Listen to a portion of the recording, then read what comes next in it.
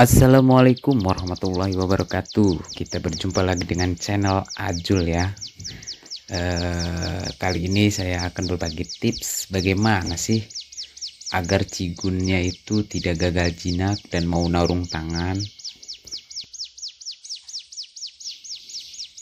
Tapi sebelum lanjut, teman-teman harus like, subscribe, dan share ya channel ini agar teman-teman Cigun Mania mendapatkan informasi tentang video ini yang membutuhkan.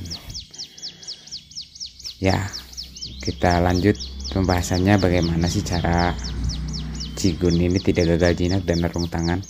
Itu awalnya saya nggak sengaja ke burung cigun saya ini rawatan dari lolohan.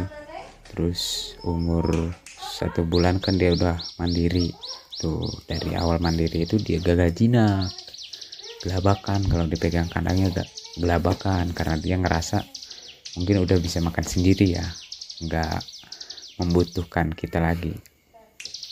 Waktu masih di lolo mah dia jinak, saya lewat aja ngejar-ngejar.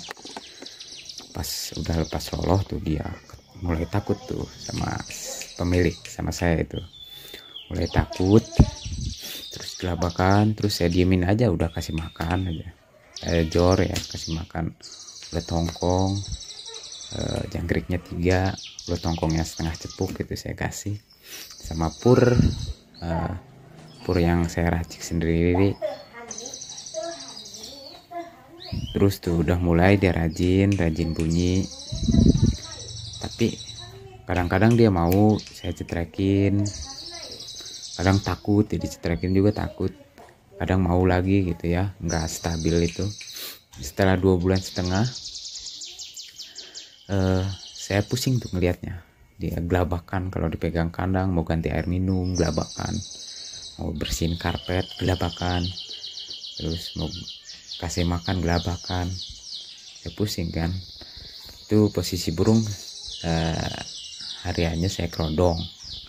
Setelah pagi jemur diablak, terus masukin ke dalam itu dikerodong tuh.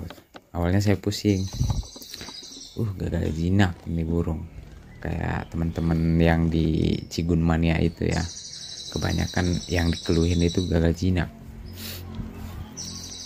Terus saya nggak sengaja itu saya mau potong tuh sayapnya, saya mau potong sayapnya biar dia, walaupun saya lagi buka kandang kan gelabakan ya, takut molos gitu, terbang jauh. Saya mau potong tuh, saya pegang si burungnya, saya kobok tuh, dia loncat-loncat di kandang, tapi saya tetap aja pegang tuh burungnya. Nggak khawatir, pokoknya udah nggak khawatir stres lah, udah mau stres mau apa biarin daripada udah gelabakan kan, pikir saya gitu kan. Terus saya pegang tuh burungnya, kena kan, dia gigitin tangan, matokin tangan saya waktu dipegang itu ya. Terus saya sengaja aja pegang kakinya, kayak orang-orang itu yang dipegang kakinya itu ya, dia matokin tangan saya tuh. Terus saya cetekin tuh sambil dipegang sambil dicetekin ya, kakinya dipegang, saya cetekin pakai tangan sebelah. Dia burungnya bunyi sambil matokin lagi, bunyi lagi, matokin lagi, kayak di video ini burungnya kayak gitu awalnya.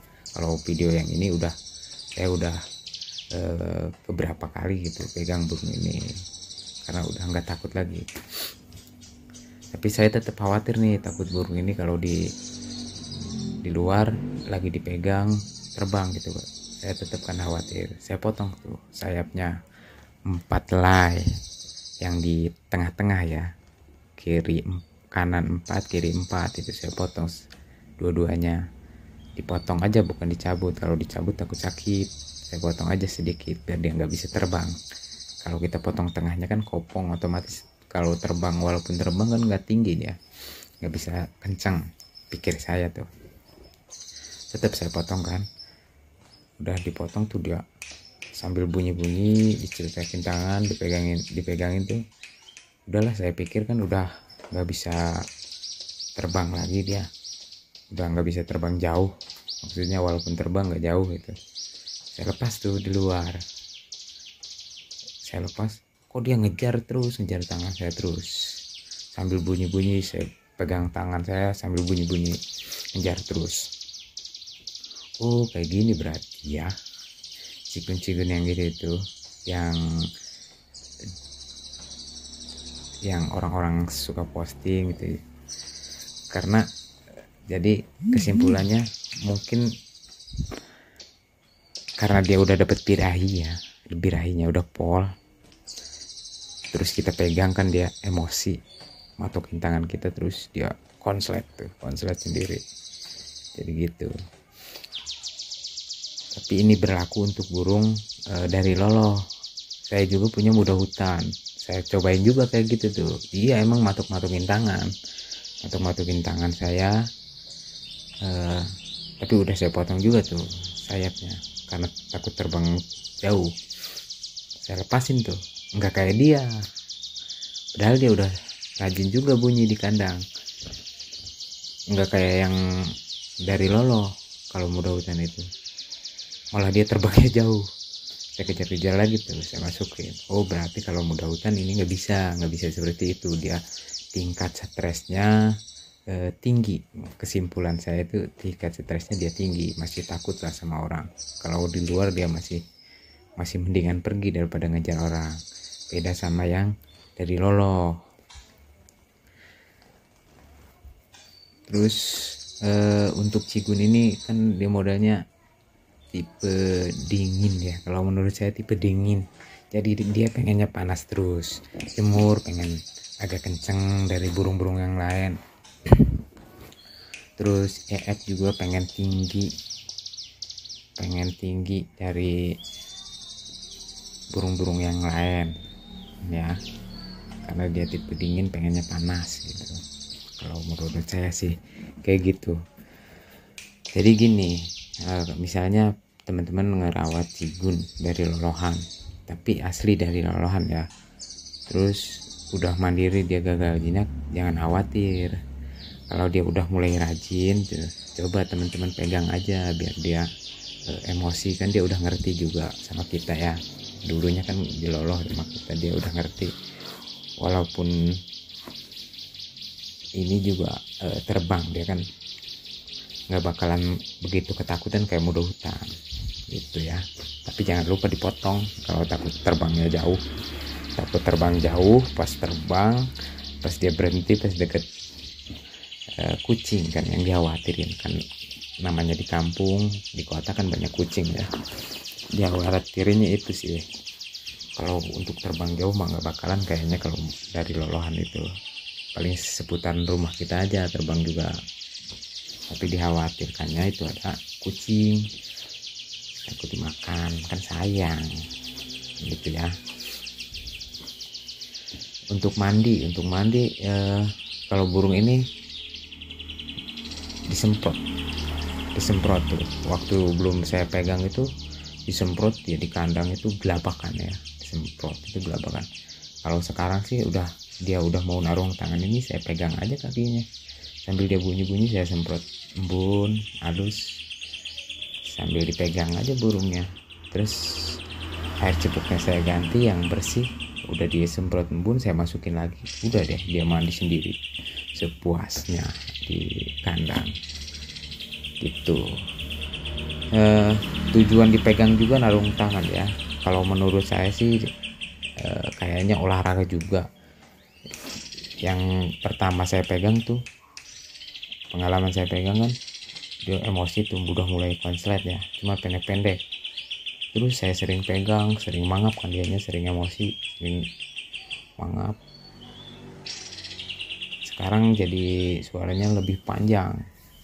Mungkin dia kan terbang-terbang di luar ya, ngejar-ngejar tangan kita kan, kayak olahraga juga kayak gitu. Jadi pernapasannya bagus, panjang, gak usah diumbar lagi gitu. Hitung-hitung dia olahraga, narungin tangan kita sambil kita terbangin agak jauh, dia terbang kan, kita godain lagi pakai tangan kita, dia ngejar tangan kita lagi, narungin tangan kita lagi. Itu kan kayak olahraga, jadi lebih enak, disimpelkan tuh kayak gitu kan. burungnya. Jadi hitung-hitung olahraga aja, enak kan ngerawatnya kalau kita udah tahu ilmunya. Saya juga pengalaman ini baru ini burung ngerawat dari loloh yang mudah hutan apa kali itu yang dirawat ya, kayaknya mudah hutan gitu deh. Soalnya dia ketakutan kalau dipegang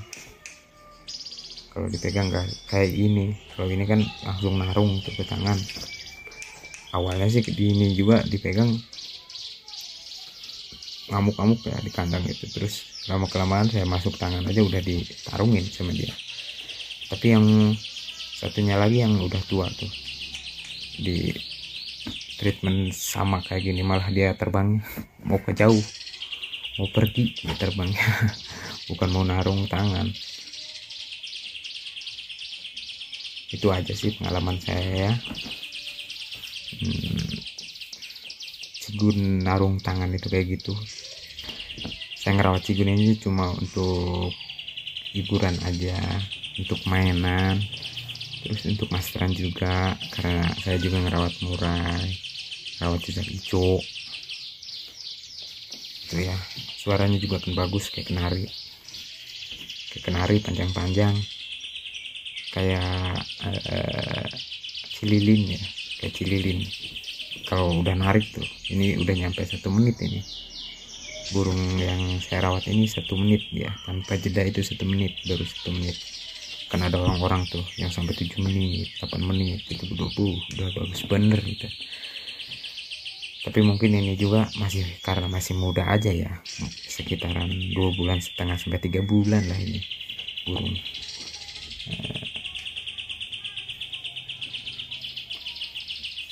Ya kayaknya 3 bulan ini burung, masih muda. Soalnya belum lama sih saya ngelolohnya juga. Mungkin itu aja ya tips kali ini. Jangan lupa like, subscribe ya, share ya, jangan pelit-pelit. Saya juga nggak pelit-pelit bagi ilmu. Pokoknya pengalaman saya ngerawat burung pasti saya akan upload terus, mau itu burung murai, burung cicak hijau ya, yang udah saya berhasil pasti saya akan share videonya untuk teman-teman. Tapi kalau saya nggak berhasil nggak bakalan saya share, takut dibully nanti sama kicau mania ya. Mungkin itu aja. Assalamualaikum warahmatullahi wabarakatuh.